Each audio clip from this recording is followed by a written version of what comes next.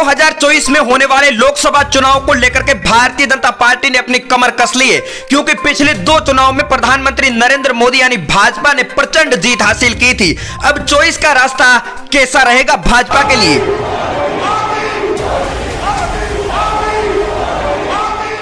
नमस्कार साथियों, इसी साल के अंत में 2 राज्यों में विधानसभा के चुनाव होने वाले हैं और इसके बाद में ठीक 2024 में लोकसभा के चुनावों का बिगुल फूंक दिया जाएगा। इसको लेकर के सभी पार्टियां अपनी तैयारियों में जुट गई है, लेकिन सत्ता से लेकर के विपक्ष भी अब तैयारियों में जुट गया है। विपक्ष दलों की तरफ से एकजुटता को लेकर के लगातार प्रयास जारी है, तो वहीं भारतीय जनता पार्टी भी 2024 के लिए रणनीति बनाने में जुट गई है। ऐसे में देश के लोग क्या सोच रहे हैं, अगले चुनाव में क्या मुद्दे रहने वाले हैं, इसको लेकर के सबसे बड़ा ओपिनियन पोल पूरे देश का जारी हो चुका है। इसमें कश्मीर से लेकर के कन्याकुमारी तक देश के सभी राज्यों का सटीक ओपिनियन पोल आ चुका है। वैसे तो साथियों देश में कई पार्टियां हैं, हर राज्य में 3 से 4 पार्टियां होती है, वैसे हजारों पार्टियां हैं, लेकिन चुनाव के समय लोकसभा के चुनाव में भारतीय जनता पार्टी और कांग्रेस के बीच में ही अहम मुद्दा रहता है, क्योंकि यह यूपीए और एनडीए में हो जाता है। क्योंकि लोकसभा के चुनाव में भारतीय जनता पार्टी के सामने सिर्फ कांग्रेस रहती है, क्योंकि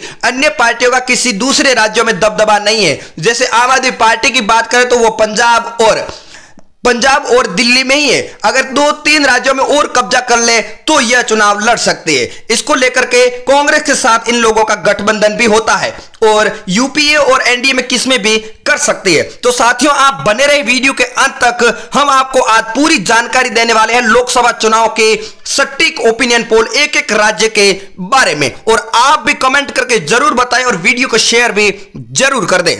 तो शुरुआत करते हैं बिहार राज्य की 40 लोकसभा सीटों के बारे में। तो यहां पर भारतीय जनता पार्टी को 15 सीटें मिल रही है, कांग्रेस पार्टी को 1 सीट मिल रही है और जेडीयू भारतीय जनता पार्टी को टक्कर दे रही, 15 सीटों पर कब्जा हो रहा है और आरजेडी के खाते में 9 सीटें जा रही है। पंजाब राज्य की 13 लोकसभा सीटों के बारे में बात करें तो भारतीय जनता पार्टी को 2 सीटें मिल रही है, कांग्रेस पार्टी को 4 सीटें मिल रही है, एसईडी को 2 सीटें और आम आदमी पार्टी की फिलहाल पंजाब में सरकार है, 5 सीटें इनके खाते में जा रही है।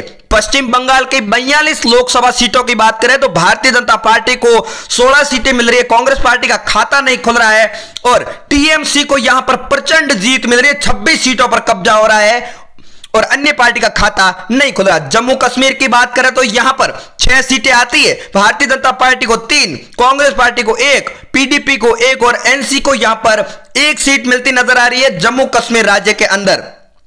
अगली बात कर लेते हैं तेलंगाना की 17 लोकसभा सीटों के बारे में। तो भारतीय जनता पार्टी को 5 सीटें मिल रही है, कांग्रेस पार्टी को 6 सीटें मिल रही है और असदुद्दीन ओवैसी को 3 सीटें मिल रही है और टीआरएस को यहां पर 3 सीटें मिलती नजर आ रही है। उत्तराखंड की 5 सीटों के बारे में बात करें तो भारतीय जनता पार्टी को प्रचंड जीत मिल रही है, 5 सीटों पर कब्जा हो रहा है, कांग्रेस बीएसपी आम आदमी पार्टी का यहां पर खाता नहीं खुलने वाला उत्तराखंड राज्य के अंदर। अगली बात कर लेते हैं हरियाणा की 10 सीटों के बारे में। तो यहां पर भारतीय जनता पार्टी को भारी बढ़त मिल रही है, 6 सीटों पर कब्जा हो रहा है, कांग्रेस पार्टी को 4 सीटें मिल रही है, जेजेपी और आम आदमी पार्टी का खाता नहीं खुलने वाला हरियाणा के अंदर।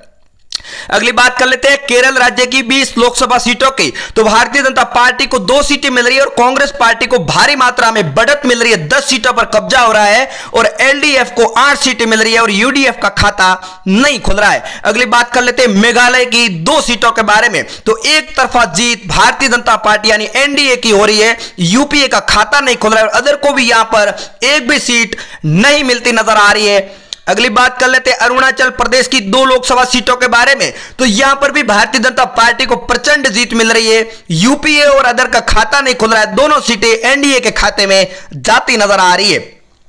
आइए साथियों अगली बात कर लेते हैं छत्तीसगढ़ राज्य की 11 लोकसभा सीटों के बारे में। तो भारतीय जनता पार्टी को एक तरफा बहुमत मिलता नजर आ रहा है, 8 सीटें मिल रही है एनडीए को और कांग्रेस पार्टी को 3 सीटें मिल रही है और अदर को यहां पर एक भी सीट नहीं मिलने वाली है। अगली बात कर लेते हैं गुजरात की, जहां पर अभी सियासी घमासान चलता नजर आ रहा है। यहां पर 26 लोकसभा सीटें आती है और भारतीय जनता पार्टी को एक तरफा जीत मिल रही है, 23 सीटों पर कब्जा हो रहा है, कांग्रेस पार्टी को 3 और आम आदमी पार्टी का खाता नहीं खुल रहा है गुजरात के अंदर। अगली बात कर लेते हैं मिजोरम की 1 सीट के बारे में। तो यहां पर भी भारतीय जनता पार्टी को एक तरफा जीत मिल रही है, यूपी और अदर का खाता नहीं खुल रहा है, 1 सीट सीधी एनडीए के खाते में जाती नजर आ रही है। आइए साथियों, हम अगली बात कर लेते हैं राजस्थान की 25 लोकसभा सीटों के बारे में। तो यहां पर भी भारतीय जनता पार्टी को प्रचंड जीत मिल रही है। एनडीए के खाते में 22 सीटें जा रही है, कांग्रेस पार्टी को 2 सीटें मिल रही है, आरएलपी को 1 और अन्य पार्टी का यहां पर खाता नहीं खुलता नजर आ रहा है। नजर डालते हैं महाराष्ट्र की 48 लोकसभा सीटों के बारे में। तो भारतीय जनता पार्टी को 32 सीटें मिल रही है एनडीए को, और यूपीए के खाते में 4 सीटें जा रही, शिवसेना को 4 सीटें मिल रही है और एनसीपी को यहां पर 8 सीटें मिलती नजर आ रही है। नजर डालते हैं हिमाचल प्रदेश के 4 लोकसभा सीटों पर। तो यहां पर भारतीय जनता पार्टी को एक तरफा जीत मिल रही है। एनडीए के खाते में 3 सीटें जा रही, कांग्रेस पार्टी को 1 सीट मिल रही है और अदर का यहां पर खाता नहीं खुलता नजर आ रहा है। अगले बात कर लेते हैं लक्षद्वीप की। तो यहां पर 1 लोकसभा सीट है, वो सीधी कांग्रेस पार्टी के खाते में जा रही है, यानी यूपीए को मिल रही है और एनडीए और अदर का यहां पर खाता नहीं खुलने वाला लक्षद्वीप के अंदर। आइए साथियों, अगली जानकारी देते हैं आपको गोवा की 2 लोकसभा सीटों के बारे में। तो सीधी भारतीय जनता पार्टी के खेमे में जा रही है, यानी एनडीए को मिल रही है और यूपीए और अदर का यहां पर गोवा में खाता नहीं खुलता नजर आ रहा है।